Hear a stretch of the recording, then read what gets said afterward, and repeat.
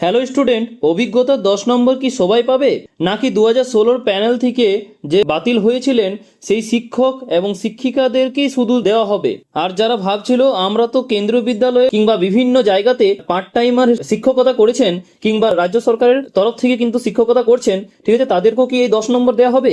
যদি সেটা হয় তাহলে কি ফ্রেশার্সদের জন্য কোনো সিটেই থাকবে না? আর সে নিয়ে কিন্তু অনেক স্টুডেন্ট কিন্তু দুশ্চিন্তার মধ্যে ছিলেন যে সেটা যদি হয় তাহলে ফ্রেশার্সদের জন্য তো কোনো সিটেই থাকবে না। আগামীকাল নিয়ে যেসব স্টুডেন্ট ভাবছিল তা কিন্তু নয়, একটা এসএসসির তরফ থেকে একটা নতুন নোটিশ জারি করা হয়েছে।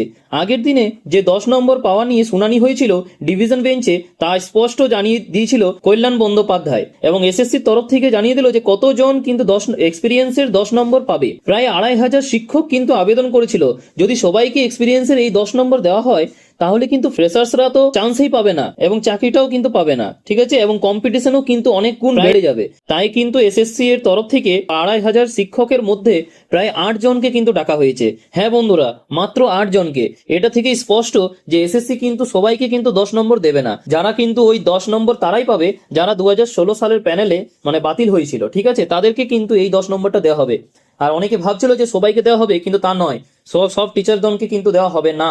এর থেকে তোমরাও বুঝতে পারছো যে তোমরা কিন্তু সহজে কিন্তু 10 নম্বরটা পেয়ে যাবে না, ঠিক আছে। তোমাদেরকে কিন্তু এসএসসি তে গিয়ে ভালো করে প্রমাণ করতে হবে, তাই স্পষ্ট কিন্তু তোমরা দেখতেই পারছো, ঠিক আছে।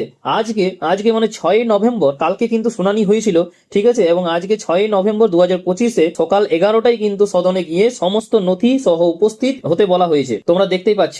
আর এবং যদি যাচাই করে প্রমাণ হয় যে তোমরা যারা আবেদন করেছিলে এবং তোমাদেরকে যাদেরকে ডাকা হয়েছে, যারা করেছেন, তারা সাবস্ট্যান্টিভ পদে চাকরি 2016 সালের ওই প্যানেলে যে চাকরিটা করছিল, ঠিক আছে, যে শিক্ষকগণ, এবং তাদেরকে বাতিল করা হয়েছে, তাদেরকেই কিন্তু একমাত্র এই 10 নম্বরটা কিন্তু দেওয়া হবে। এবং সেই 10 নম্বরটা কিভাবে যোগ করা হবে? সেই 10 নম্বরটা কিন্তু প্রতি বছরের অভিজ্ঞতার ভিত্তিতে 2 নম্বর করে কিন্তু সর্বোচ্চ 10 নম্বর সে পাবে, ঠিক আছে। এটাই হচ্ছে আজকের আপডেট। কেননা সবাই যদি 10 নম্বর পায় তাহলে কিন্তু তো ফ্রেশার্সরা কোথায় যাবে? ফ্রেশার্সদের জন্য তো কোনো সিটই থাকবে না। এই জন্য কিন্তু এসএসসি নিজে উদ্যোগ নিয়েছে যে যারা 2016 প্যানেল থেকে কিন্তু যারা, ঠিক আছে, কেন্দ্রীয় বিদ্যালয় থেকে প্রায় 2500 শিক্ষকের কিন্তু দাবি এসেছিল, কিন্তু তাদের মধ্যে মাত্র 8 জনকে ডাকা হয়েছে।